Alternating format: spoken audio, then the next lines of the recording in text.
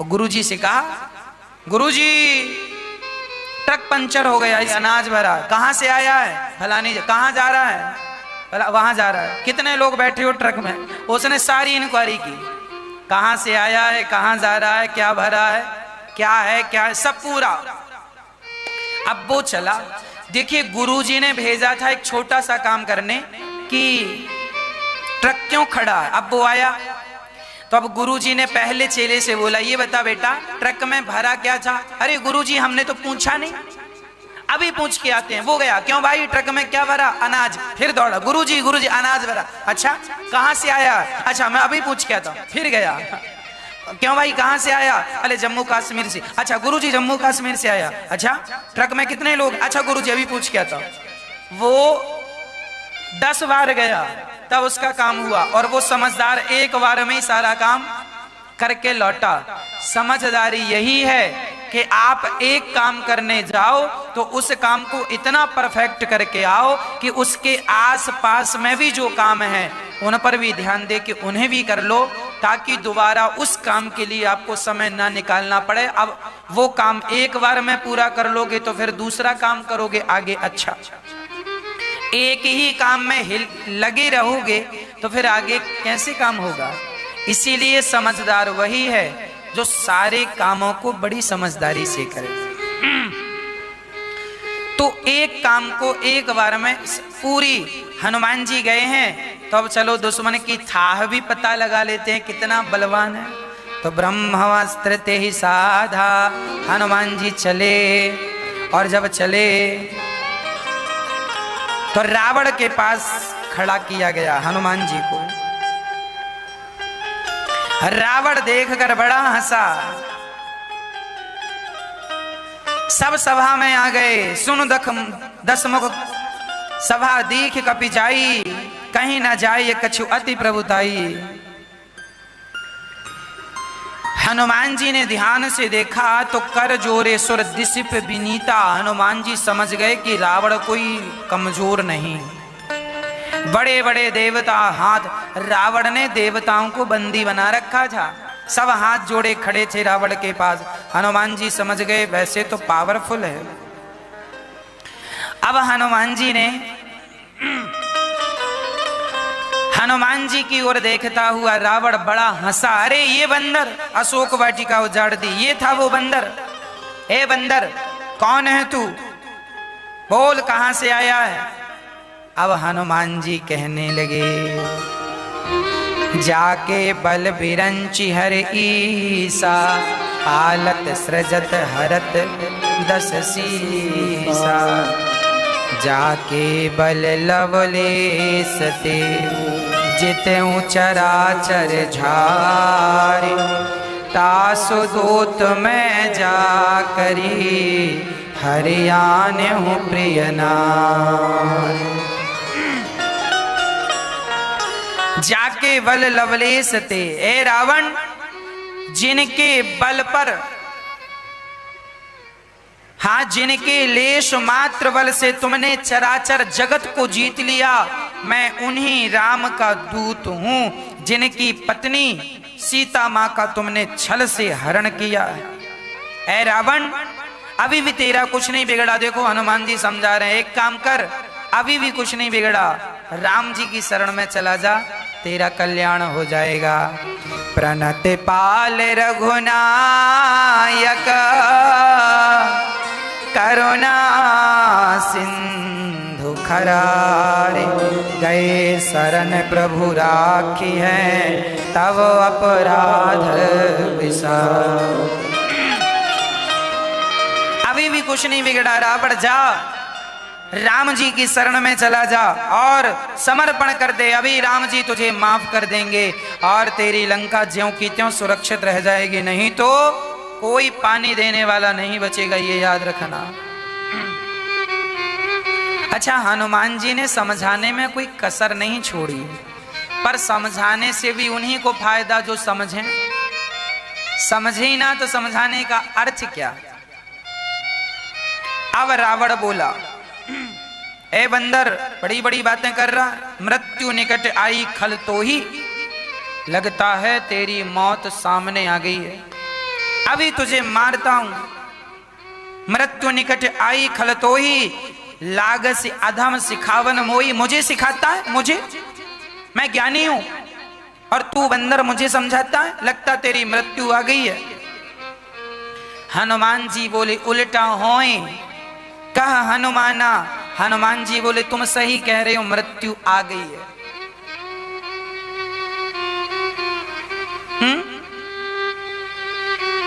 तो रावण बोला मृत्यु किसकी?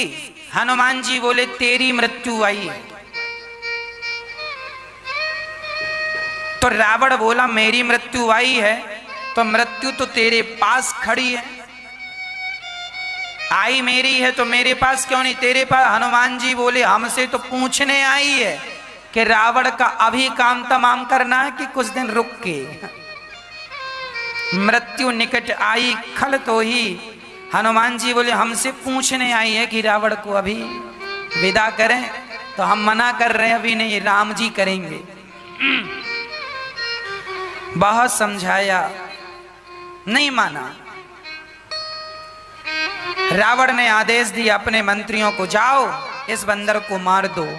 तभी विभीषण जी खड़े हो गए और विभीषण जी ने कहा कि नीति कहती है कि दुश्मन के दूत को मारना नहीं चाहिए, नीति विरोध न मारे ये दूता, इसे छोड़ दो। तब हनुमान जी अपनी पूंछ पकड़कर देखने लगे। रावण समझ गया कि कपि के ममता पूंछ पर। चलो एक काम करो, आग लगा दो इसकी पूंछ पर। अब लंका जितने लोग थे राजा सब नाचने लगे, आग लगेगी आग लगेगी आग लगेगी। बड़ा मजा आता है ना जब दूसरों के घर में आग लगती है, और जब उड़ उड़ के खुद के घर में आती है ना। हाँ जी, अब सारे राक्षस नाच रहे हैं। तेल बोरी पट बांध पुनी पावक देहु लगाई। अपने अपने घर से कपड़ा ला रहे हैं, पुराने कपड़े कपड़े, और सारे लोगों ने घी तेल रहा न नगर बसत घृत तेला। हनुमान जी की पूंछ इतनी बड़ी हुई कि सारी लंका में किसी के घर सब्जी में छौंका लगाने का भी घी और तेल सब हनुमान जी में ही लगा दिया। देख लो, ये दुनिया के लोग ऐसे ही हैं, दूसरों का बिगाड़ने के लिए अपने जेब से भी खर्च कर लेते हैं। बस इनका बिगड़ जाए इसके लिए हमारा अपना भी खर्चा होगा तो चलेगा। सारे लंका में तेल नहीं बचा सब्जी में छौंका लगाने का। रहा न नगर बसत घृत तेला, बाढ़ी पूंछ कीन कपि खेला। हनुमान जी ने जो खेल दिखाया सारी लंका में, अब जैसी पूंछ में कपड़ा लगाएं पूंछ फिर बढ़ जाए, फिर कपड़ा लगाएं फिर बढ़ जाए। सारी लंका में सबके घर से पूंछ महारानी गुजरी, पूंछ सबके घर से, और सबने अपने अपने कपड़े लपेट दिए और तेल वेल डाल दिया। अब रावण बोला तेल क्यों भाई, तैयारी हो गई? हाँ पूरी तैयारी है। हाँ तो फिर जलाओ। आग लगा दी, और जब आग लगाई तो हनुमान जी ने कहा चलो जिन जिन के घर से चंदा आया है उन्हीं उन्हीं के घर पहले प्रसाद पहुंचाएं। तो आग लगी तो हनुमान जी छोटे हो गए, पूंछ भी छोटी, और भगवान हनुमान जी देख रहे अच्छा इनके घर से कपड़ा और तेल आया था, चलो इन्हीं के घर में आग लगाओ। हनुमान जी ने पूंछ से उन्हीं का घर जलाया। अब राक्षस कहने लगे क्यों हमारा घर क्यों जला रहे? अरे जला नहीं रहे हैं, तुमने चंदा दिया था ना कपड़े और घी का, प्रसाद है प्रसाद, लो। सारे घरों को प्रसाद मिला। पूरी लंका उलट पलटी लंका सब जारी, कूंदी पर आपुनी सिंधु में जारी, खूब जलाया। एक निमिष में बहुत, जैसे सूखी घास को जलने में कितनी देर लगती है, उसी तरह सारी लंका पल भर में जलकर राख हो गई। रावण भौचक्का रह गया, सारी लंका जली, पर एक विभीषण कर ग्रह नहीं। विभीषण का घर नहीं जला। जो भगवान की शरण में होते हैं आग उनका बाल भी बांका नहीं करती। विभीषण का घर नहीं जला। हनुमान जी तुरंत मां के पास गए, पूछ बुझाई खोई श्रम धरी लघु रूप बहोरी। जनक सुता के आगे ठाण भयं कर जोरी। हनुमान जी माता सीता के सामने खड़े हो गए। माँ तू मोही दीजे कछु चीन्हा, जैसे रघुनायक मोही दीन्हा, जैसे राम जी ने अंगूठी दी ना, आप भी जरा हमें। अब उस जमाने में टेलीफोन नहीं था कि बात करा दें राम जी की सीता, वीडियो कॉलिंग करा दें कि वेरीफाई हो जाए। तो जैसे आपने अंगूठी दी थी राम जी ने, वैसे आप भी कुछ दो। तो उनकी निशानी आपको दिखाई, आपकी उनको। तब चूड़ामणि उतार तब दयऊं, ये चूड़ामणि थी, माता जी बालों में लगाती थी ना, बालों को बांधने के लिए। चूड़ामणि तब दयऊं, हरस समेत पवन सुत लयऊं। अब हनुमान जी प्रेम पूर्वक हनुमान जी लंका से राम जी के पास जाते हैं। बंदर भालू बड़े प्रसन्न हैं, खूब फल फूल खा रहे हैं। सेना को पता लगा कि अब तो सीता माँ का हनुमान जी ने पता लगाया। अब वहां से लंका की तरफ सेना प्रस्थान कर रही है और यहाँ रावण को समझाया जा रहा। हाँ, राम जी की सेना लंका की तरफ चलने लगी, सारी सेना वेग से चल रही है और यहां विभीषण रावण को समझा रहे हैं।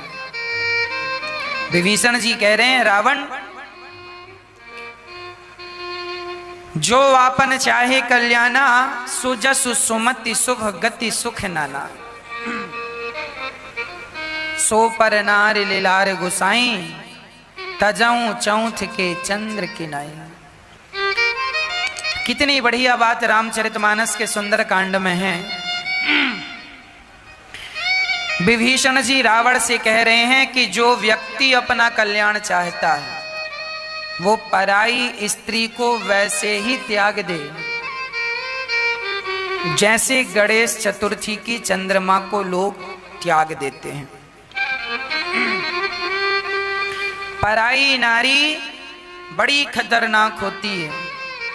पुरुष को कभी पर नारी को गलत निगाहों से नहीं देखना चाहिए। जो पुरुष पर स्त्री को गलत निगाहों से देखता, उस पुरुष का जरूर सर्वनाश होता। इसीलिए हमारे यहाँ चरित्रवान रावण को विभीषण चरित्रवान ही तो बनाना चाहता। रावण ने सबको जीत लिया था, देवताओं को, गंधर्वों को, स्वर्ग को, सबको जीता, पर अपनी काम वासना को ना जीत पाया, जिसके कारण गली गली पुतले जलाए जाते हैं। प्रिय भक्तों, आप भी अपने बच्चों को ये पाठ जरूर पढ़ाया करो, चरित्र का पाठ। आज हमारे बच्चे, हमारे भारत में पढ़े लिखे बच्चे चरित्र से गिरते जा रहे हैं। माँ बाप भेजते हैं बेटियों को, बेटों को, जाओ अच्छे स्कूल कॉलेज में पढ़ के आना, पर वो पढ़ाई कम करते हैं। आजकल के बच्चों को प्यार हो जाता है, लव हो जाता है, शादी ब्याह अपनी मर्जी से कर लेते हैं। क्या ये सही है? क्या ये माँ के विश्वास को तोड़ना नहीं है? अरे माँ ने बड़े विश्वास से कहा था मेरी बेटी गलत नहीं हो सकती, मेरा बेटा गलत नहीं हो सकता, और आपने क्या किया? अपने माँ बाप के विश्वास को तोड़ दिया। माँ बाप की भी जिम्मेदारी है कि आप भी अपनी बेटियों को, बेटों को देखा करो। पढ़ने गए हैं तो पढ़ ही रहे हैं या पढ़ने के नाम पे कुछ और कर रहे हैं, एक बार दृष्टि बनाना जरूरी है, कंट्रोल जरूरी है। याद रखना, गाड़ी में ब्रेक ना हो तो गाड़ी किस काम की? हाथी को भी वश में करना हो तो अंकुश होता, अंकुश से हाथी वश में होता। घोड़े की भी लगाम होती है, बिना लगाम का घोड़ा किसी काम का नहीं है, वो कितना भी सुंदर हो। उसी प्रकार तुम्हारे अपने जीवन में कोई लगाम ही नहीं है, तुम्हारा मन कर रहा है विषयों की तरफ, तुमने मन जाने दिया। अरे कंट्रोल क्यों नहीं किया? लगाम क्यों नहीं लगाई? ब्रेक क्यों नहीं लगाया? और ब्रेक ना लगाने से ना सदा एक्सीडेंट ही होता, और एक्सीडेंट में हमेशा नुकसान होता है। इसीलिए हर बेटी को चाहिए आप चरित्रवान बने, माँ बाप के विश्वास को तोड़े ना। शादी विवाह करना बुराई नहीं है, बुरा नहीं है, पर माँ बाप का विश्वास तोड़ना बिल्कुल बुरा है। इसीलिए यहाँ लिखा है, जो अपना कल्याण चाहता है, चाहती है, वो स्त्रियों से बचें और पुरुषों से, स्त्रियां पुरुषों से बचें। पर पुरुष पर नारी की बात है। 14 भुवन एक पति होई, भूत द्रोह तिष्ठय नहीं सोई। कितना भी बड़ा राजा हो, परंतु चरित्र से गिरने के बाद ना पूजा नहीं होती। इंद्र इतने बड़े देवता हैं, बताओ इंद्र की पूजा होती है? होती है? नहीं। कहां मंदिर है इंद्र का? क्यों नहीं है? अहिल्या पर नजर डाली इन्होंने। तुम भले देवता हो, पर हरकत ऐसी करोगे ना, कोई स्वीकार नहीं करेगा। अरे देवताओं, देवता भी गलत काम करे ना, तो हमारे यहां उसकी भी पूजा नहीं है, तुम्हारी पूजा कैसे करें? तुम भले देवता हो, अपने लिए होगे। हमारे यहाँ राम जी की पूजा होती है, क्योंकि राम जी ने सूप नखा की सुंदरता देखकर भी उन्हें माँ शब्द से संबोधित किया, देवी शब्द से। पराई नारी तो माँ है, बहन है और बेटी है। इससे ज्यादा पराई नारी और कुछ नहीं, माँ, बहन और बेटी। पराया पुरुष पिता, भाई और पुत्र। काम, क्रोध, मद, लोभ सब नाच। विभीषण जी समझा रहे हैं, ये नरक के दरवाजे हैं। रावण क्यों नहीं समझते? नहीं माना। समझाया कि गौतुज दैनो देव हितकारी, कृपा सिंधु मानुष तनधारी। ये राम जी कोई सामान्य नहीं है, भगवान है, रावण समझ जा। नहीं माना। रावण को समझाया, सुमति कुमति सबके उर रही, नाच पुराण निगम अस कहीं। चलो सबके घर में झगड़ा होता, सबकी बुद्धि बिगड़ जाती है, पर अभी भी कुछ नहीं बिगड़ा। तुम लौटा दो सीता को। जहां सुमति तहां संपत्ति नाना, जहां कुमति तहां विपत्ति निदाना। जहां एकता है, सुमति है, वहां सब प्रकार की सुख समृद्धि का वास है। और जहां, इसीलिए कहता हूं, ये 5 उंगलियां जब एक होती हैं ना, तो ये बलवान हो जाता है हाथ, पंच, है ना। एक लाठी कोई भी तोड़ दे, पर लाठी के गट्ठे को कोई नहीं तोड़ता। तुम्हारे परिवार में तुम अपनों को बिखरने ना देना, बिखर जाओगे तो कमजोर पड़ जाओगे। जहां सुमति होती है वहीं संपत्ति होती, जहां एकता है, जहां संगठन है, वहां सब सुख है। यदि तुम झाड़ू भी कचरे को साफ करती है, पर वही झाड़ू बिखर जाए तो खुद कचरा बन जाती है। अपने परिवार को टूटने ना दीजिएगा, बिखरने ना दीजिएगा। विभीषण ने बहुत समझाया, पर रावण नहीं समझता। सुनत दशानन उठा रिसाई, खल तो ही निकट मृत्यु अब आई। समझाने वाले को रावण कहता तुम दुष्ट हो। आजकल के बच्चे ऐसे ही हैं। माँ बाप अच्छी बात समझाए ना, उन्हें समझ में नहीं आती, और उनके दोस्त लोग गलत बातें करें तो उन्हें जल्दी समझ में, वो गलत रास्ते में चल पड़ते हैं। समझा दो अपने बच्चों को, सुना दो उन्हें ये कथा कि रावण को भी विभीषण ने बहुत समझाया, पर रावण नहीं माना। अंत में सर्वनाश हुआ। ऐसे तुम्हारी माँ तुम्हें बहुत समझा रही है, पिता समझा रहे हैं, गुरु समझा रहे हैं, फिर भी तुम्हारी समझ में नहीं आ रही है। मतलब तुम्हारा सर्वनाश निकट है। माँ की समझ में नहीं आ रही है ना, पिता की बात समझ में नहीं आ रही, गुरु जी समझा रहे हैं, नहीं समझ में आ रहा। अब तुम्हारा सर्वनाश निश्चित है। अस कही कीन सी चरण प्रहारा। रावण ने सुग्रीव को लात मार दिया, लात मार के निकाल दिया। जो अच्छी बातें करते हैं ना लोग, उन्हीं को लात मार के निकाल देते, निकाल दिया। चले विभीषण जी। रावण जब ही विभीषण त्यागा, भयऊ विभव बिनु तवहि अभागा। रावण उसी क्षण अभागी हो गया जब रावण ने विभीषण का त्याग किया।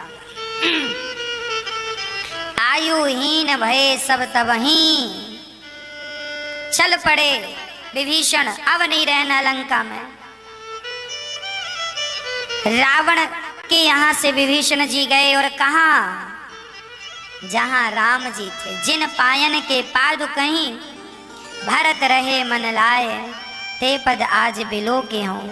जिन चरणों को भरत जी ने देखा, विभीषण रावण की लंका त्याग कर अब सोचते हैं राम का दर्शन कर लूं, और राम के दर्शन की लालसा लेकर श्री विभीषण जी जाते हैं। और विभीषण जी आंखों में आंसू भर के राम जी के चरणों में जब पहुंचे, संदेशा पहुंचाया सुग्रीव ने कि सुनो राम जी, कोई रावण के यहाँ से आया है, लगता है भेद हमार लेने सठ आवा। राम जी ने कहा क्या भेद लेगा, तुम में और हम में कोई भेद है? नहीं। अरे जब भेद है ही नहीं तो भेद लेगा कहां से? आने दो। धन्य है राम कि अपने दुश्मन के भाई को भी पल भर में राम जी स्वीकार कर लेते हैं। और जब सामने आया, विभीषण जी आए तो राम जी शरणागत कहूँ जे तजहीं, शरण में आए हुए को कभी त्यागना नहीं चाहिए, ऐसा राम जी ने कह दिया। कोटि विप्र वध लागहि जाहू, आए शरण तजऊ नहीं ताहू, सन्मुख होहि जीव मोहि जबै। विभीषण जी ने कहा कि प्रभु राम, मैं तो अधम हूँ, राक्षस कुल का हूँ, अपराधी हूँ, क्या आप मुझे स्वीकार करेंगे? राम जी ने कहा कितना भी बड़ा पापी हो, कितना भी बड़ा पापी हो, यदि वो पापी मेरी शरण में आ जाता है, सन्मुख होहि जीव मोहि जबहि, यदि मेरी शरणागति ग्रहण कर लेता है तो मैं कितना भी बड़ा अपराधी हो वो मैं उसे क्षमा कर देता हूँ और अपने हृदय से लगा लेता हूँ। निर्मल मन जन सो मोहि पावा, जिसका मन निर्मल है वो मुझे पा लेते हैं, और जिनके मन में कपट है वो नहीं प्राप्त करते। जो सभी आवा सरनाई,